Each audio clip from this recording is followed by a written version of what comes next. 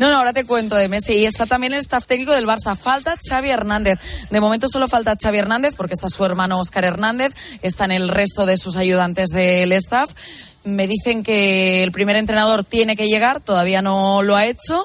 Y bueno, es un local de copas que la verdad a mí me encanta. La planta de arriba es dedicada a un restaurante que está con un menú degustación que está muy bien, y la parte de abajo y la parte de abajo es paga el club, pobre, paga el club, ¿no? ¿La parte de abajo qué? Bueno, claro, la parte de abajo tiene capacidad para 80 personas, normalmente hay un DJ de música techno y está muy bien, está muy bien. Por cierto, he preguntado un poco aquí en el staff técnico si después de celebrar el título de Liga podrán celebrar la llegada de Leo Messi, y nadie tira la toalla, todavía. Mantiene el optimismo. Vale. Muy bien. Un beso, Elena. Gracias. Un beso, hasta Feliz luego. noche. Preguntas. Paco González, ¿con un esguince de rodilla arriesgarías con Camavinga? Es que tiene que decidirlo él, pero yo, como dice Guas, 11 sanos. Hombre. Lama, ¿ha vuelto la época Mou Guardiola con el enfrentamiento Torres-Arbeloa? Pues te voy a decir una cosa. Si Igual lo llegan, vemos. si llegan arriba... Igual lo vemos. Si llegas arriba seguramente lo veremos. Sí. Tomás Guas. Aunque Arbeloa no representa mucho a Mou, también tengo que decir. Arbeloa, buen entrenador. ¿No representa a Mou? No, digo, te quiero decir, se me ha ocurrido ahora eso.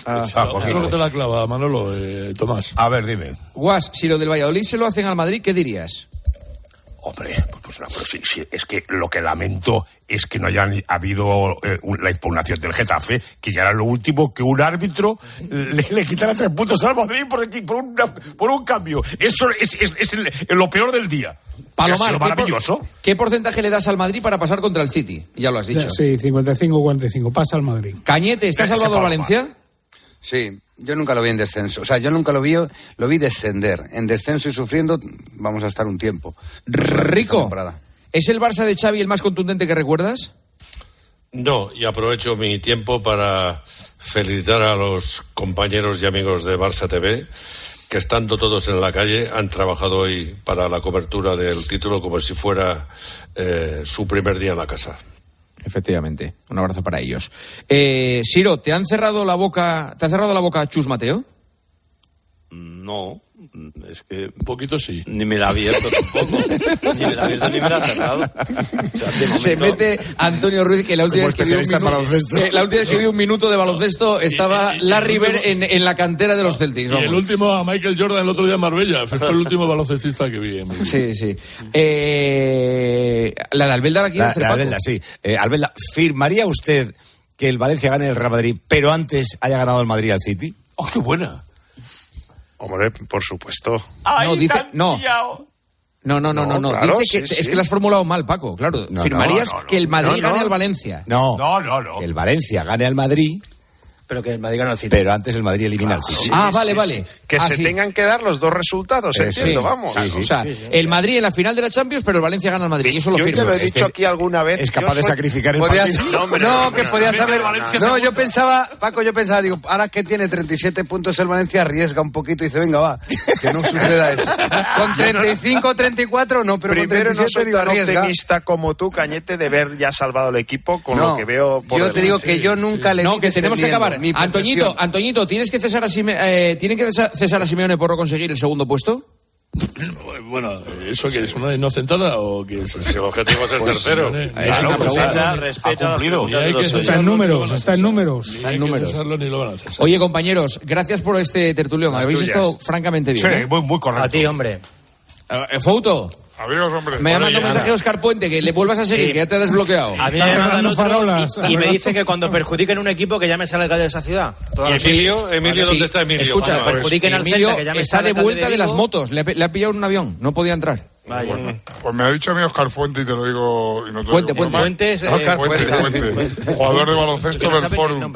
Un histórico jugador de Compañeros, baloncesto. gracias. Amigo, mira, Hasta mañana. ¿sabes lo que me ha dicho? Que no te lo digo en broma. Joma, déjame que te lo diga. Mañana a las 8. Que va a ofrecerle a Fouto que haga el pregón de la fiesta del año que viene. Sí. Contigo. No te lo digo en broma, ¿eh? Si no, A don dice José Chus Mateo contigo. Lo que te has acepta pasado. seguro. Venga, un abrazo a todos. Señoras, señores, hasta aquí tiempo de juego. Arrancó Eri, a las 12 del mediodía. Luego llegó Paco, Joseba. Ahora estamos aquí. Es que de verdad, el despliegue es impresionante. Muchísimas gracias a todos. Mañana a las 11:30 tenemos partidazo. Disfruten, adiós. Juanma Castaño. Tiempo de juego. COPE. Estar informado.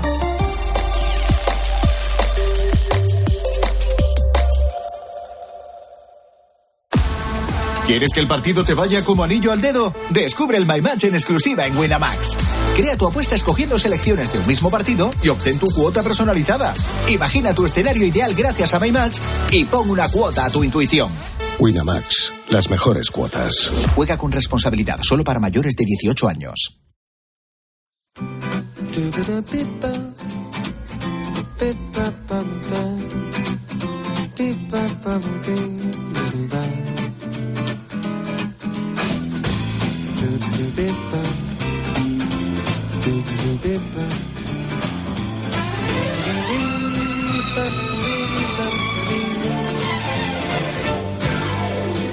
Hola, buenas noches y bienvenidos a esta semana que arranca precisamente en hoy día 15 de mayo y que concluirá el próximo día 21.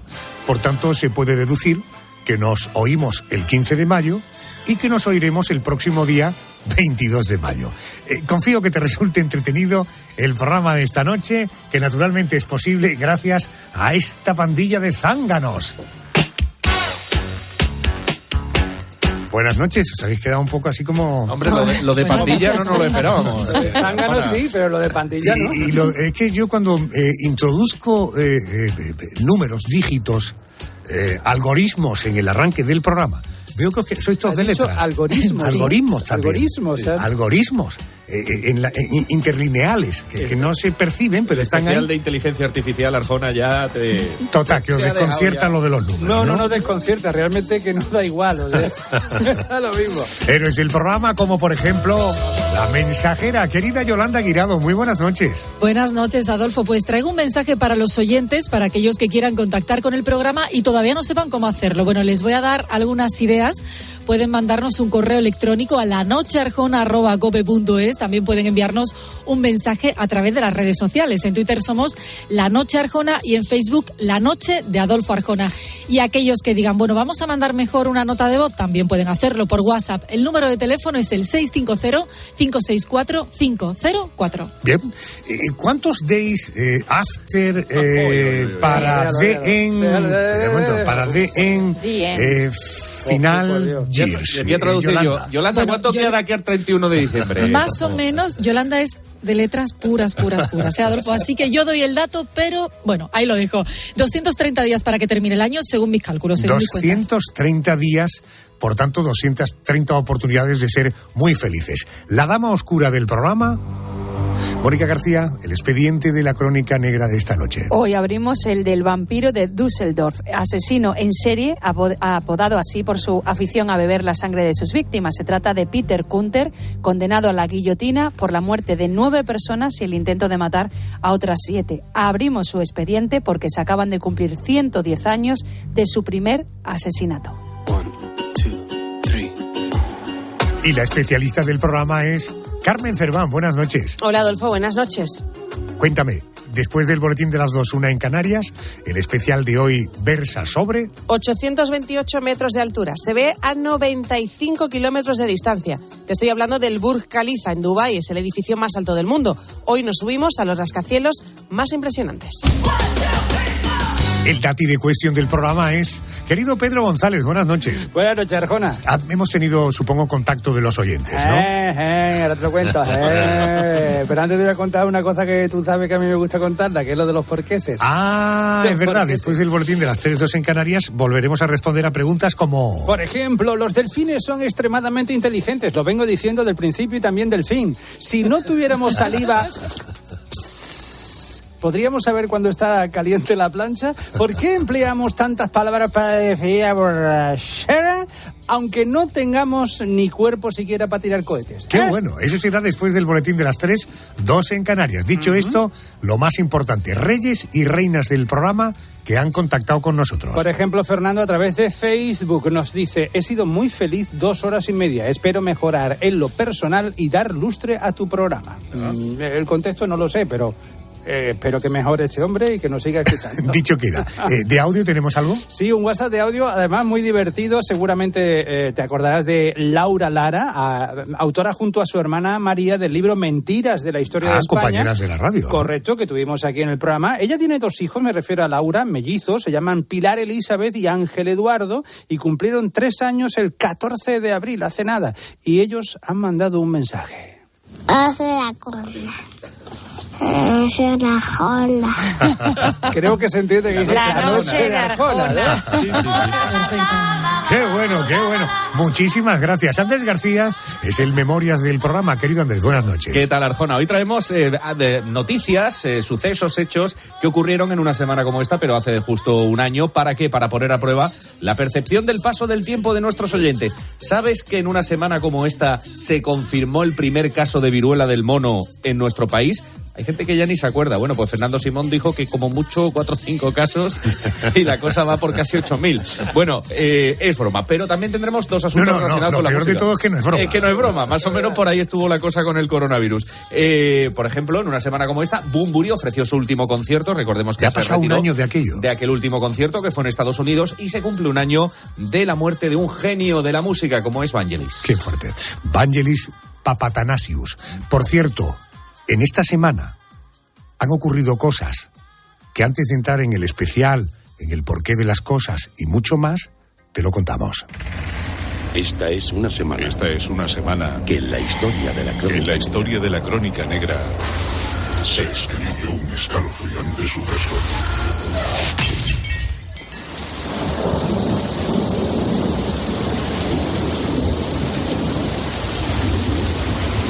Aquella madrugada del 13 de mayo de 1913, la casa estaba en completo silencio.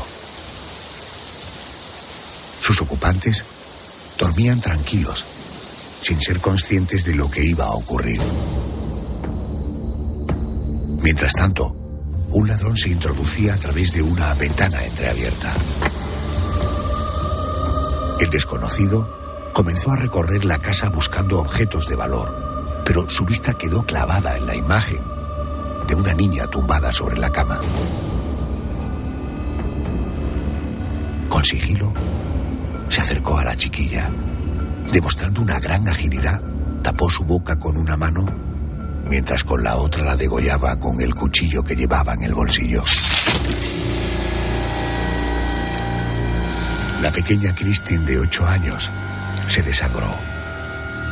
El asesino, a su vez, se acercó al cuello abierto y bebió con auténtica agonía la sangre que emanaba.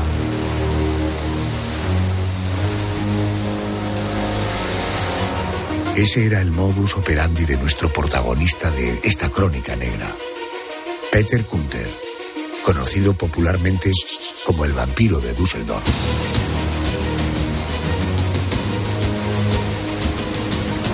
Este criminal de nacionalidad alemana agredió, violó y asesinó a decenas de personas, principalmente mujeres y niñas, aunque solo pudieron demostrarse 13 homicidios. Una vez arrestado y juzgado, fue condenado a la guillotina el 2 de julio de 1931. Antes de que su cabeza fuera separada del cuerpo por el golpe de la afilada hoja, Peter Kürten confesó que se enfrentaba a ese momento con ilusión, ya que deseaba escuchar el torrente de su propia sangre al partirse en 2 su cuello. Su cabeza, disecada, se custodia en la actualidad en el Museo Ripley's, en el estado norteamericano de Wisconsin.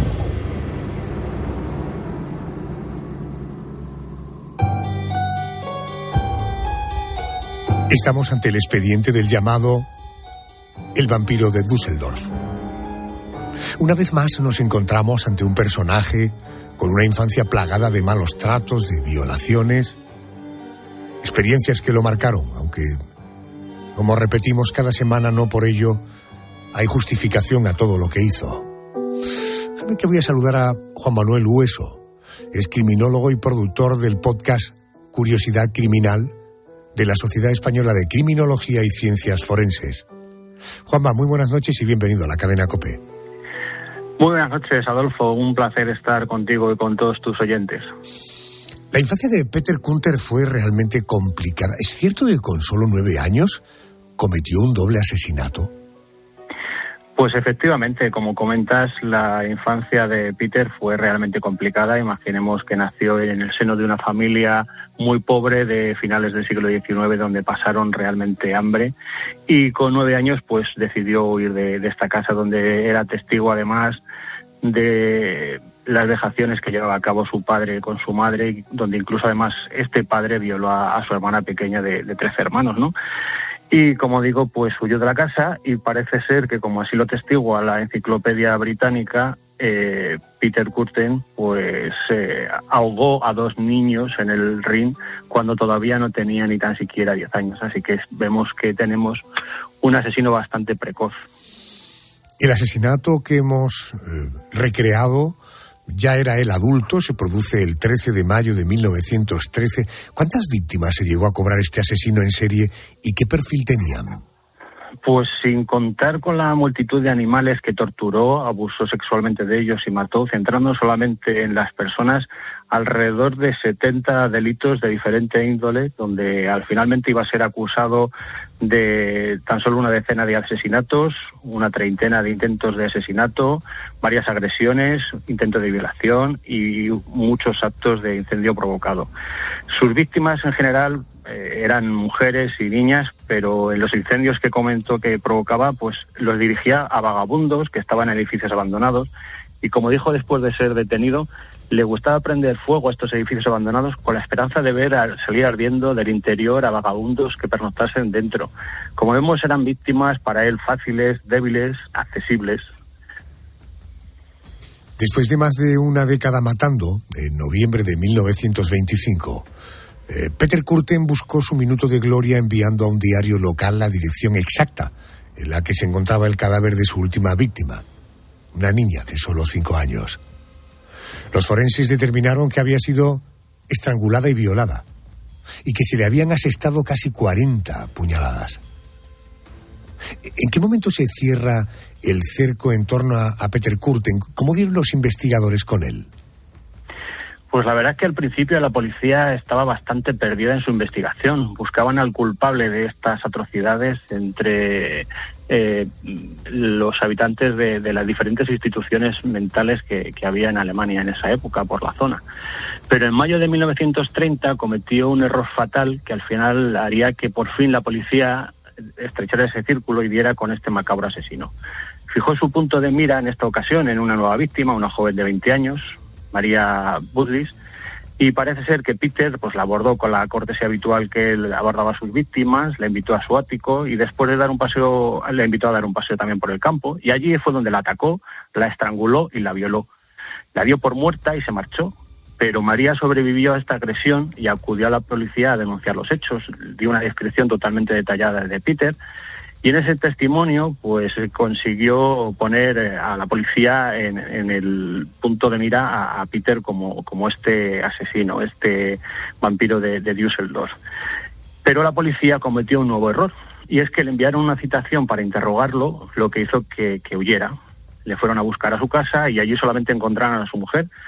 Pero su mujer pues no resistió los interrogatorios de la policía y finalmente les dijo dónde iba a reunirse con Peter, y cuando este se iba a reunir con su mujer en las puertas de una iglesia, pues allí apareció la policía y acabó deteniéndole y apresándole y poniéndole por fin bajo las manos de la justicia.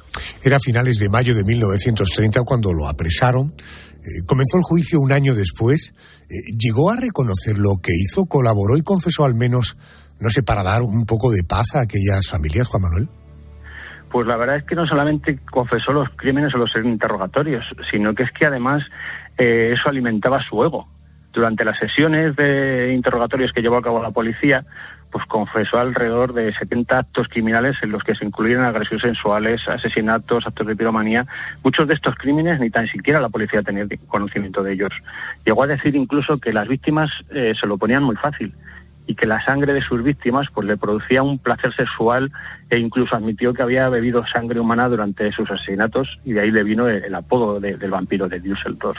Y yo creo que es interesante el testimonio de la que quizás fuese su última víctima, o casi víctima, podríamos decir, viva, que fue Hermann Müllenmeyer, que contó que poco antes de morir esta persona, que murió pues hace unos 7 años o así, y contó su relato, que se cruzó cuando él tenía 8 años, en 1929, con Peter, cuando Peter iba en su bicicleta con un traje como solía ir él, bien vestido, bien arreglado, y se detuvo delante de Hermann, y se bajó de la bicicleta y, esgrimiendo un cuchillo de grandes dimensiones, le dijo: quiero cortarte la garganta. En ese momento Hermann, imaginemos 8 años, el pobre se quedó paralizado, y gracias a que un amigo de este niño, Benner, pues gritó: Hermann, corre, al terrepén del ferrocarril, la policía ferroviaria se acerca. Entonces esto hizo que Peter montara de nuevo en su bicicleta, saliera corriendo,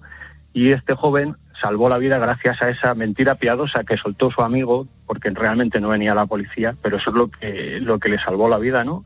Incluso pues Hermann comentó que una vez que fue arrestado Peter Kunter, pues le reconoció, y que si no hubiera sido por su amigo, pues habría sido una víctima más de Peter, de este vampiro de Düsseldorf.